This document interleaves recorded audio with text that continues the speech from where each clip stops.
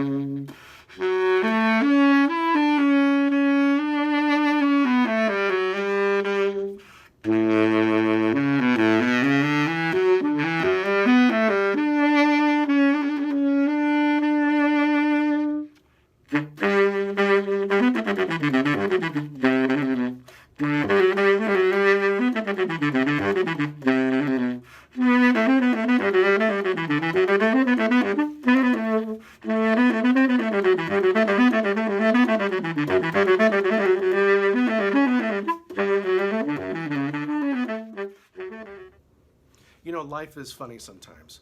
I've been playing for over 35 years, the majority of that time on Selmer mouthpieces and saxophones.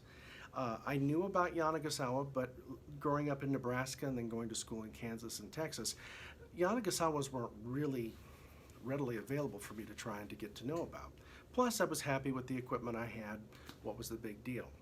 It's funny because in the last 6 months, I've completely revamped my equipment arsenal, and it's all been centered around Yanagisawa. In January, I tried the W010 alto saxophone that I switched to, and just absolutely continue to be in love with every day. And I'll tell you, after this play test, I'm going to be switching to these mouthpieces. Yanagisawa is, for those of you who aren't familiar, a small company in Japan. It is not a contemporary of Yamaha. Yamaha is a much bigger company. Yanagisawa is still a family-owned company that hand makes only professional model saxophones. There are no intermediate or beginner model saxophones, and they offer a variety of different platings, ribbing, things like that. When I heard about the mouthpieces coming out, I was really excited because Yanagisawa was really making an impression on me. Well, here's what I have to tell you. These mouthpieces aren't good, they are fantastic. And like their saxophones, they are completely unique to the market. Now, I know that bothers some of you when I say that because you want to know, does it play like a Van Doren, or does it play like a Selmer, or does it play like a Rousseau? It doesn't play like any of them. It has qualities from each that I like. For example, I noticed that throughout soprano to baritone, we tested the entire line. I noticed that each mouthpiece spoke so effortlessly down below. So I guess you could say that was reminiscent of playing some of the smaller tip opening Optimum mouthpieces. But it also had a wonderful sense of color and core that was reminiscent of a lot of Selmer mouthpieces. What was unique for me is the ease in which I can go into the altissimo register on just about any of these mouthpieces, and I'm not exactly one of those high tree dwelling type saxophonists. But if I have to, I will, and I'll tell you one thing, having played Stacy Garb's Quicksilver this last April, I sure would like to have had the alto mouthpiece, this Yanagisawa alto mouthpiece. It would have made life a lot easier. Here's what I can tell you. These mouthpieces parallel for me the saxophones. The saxophones going from the very lowest number to the very highest number, they all feel like a characteristic Yanagisawa saxophone. The best way I could describe it is it's like having different filters on the same image. Your image doesn't change, but the coloring does. And that's the same thing that I found on these saxophones. They all had a unique theme in the fact that they produced a very full, open, but yet direct sound. You could heather it out and flex the sound and spread it out, or you could also have a sound that was incredibly pungent. I like being able to have a mouthpiece that is consistent of pitch, tone, and response, but doesn't lock me into it in a specific tone color. I could change things the way I wanted to. It took both cane reeds and synthetic reeds, which is something that does not happen with most mouthpieces.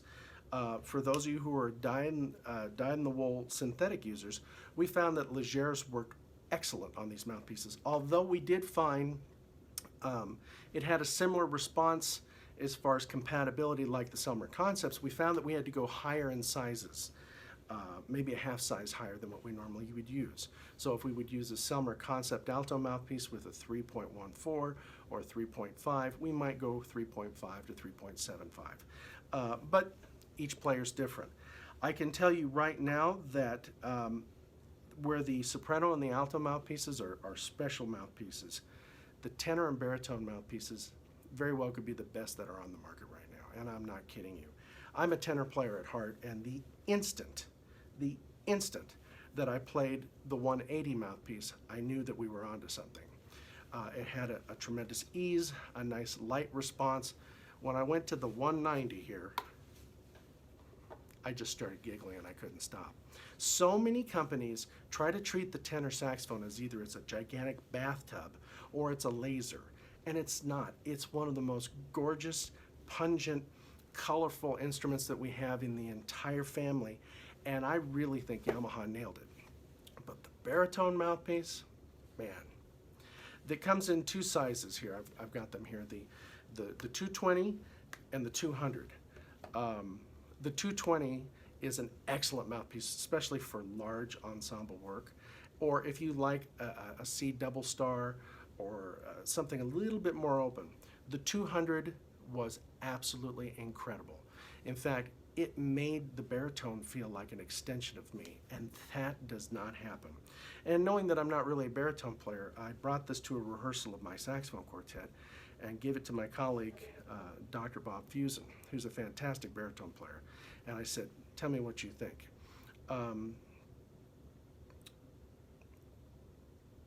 He loved it. I'm holding myself back because the first thing that came to mind was a series of expletives like, oh my gosh, darn it, wow.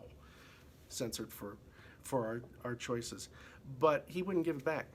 He played the concert that night on it, which I was a little worried about because, you know, he's used to playing another mouthpiece. He locked into this thing like he had been playing it for decades. And when I said, yeah, I need to get that mouthpiece back from me, he says, yeah, I'll get it back to you next week. I'm still waiting. But you know what? I think that's great. These mouthpieces are incredibly reasonable. We have the prices listed in the article. So to learn more about these mouthpieces, which you need to check out, be sure to read our full interview as well as other reviews, interviews, and special features. Be sure to go to www.thesaxophonist.org.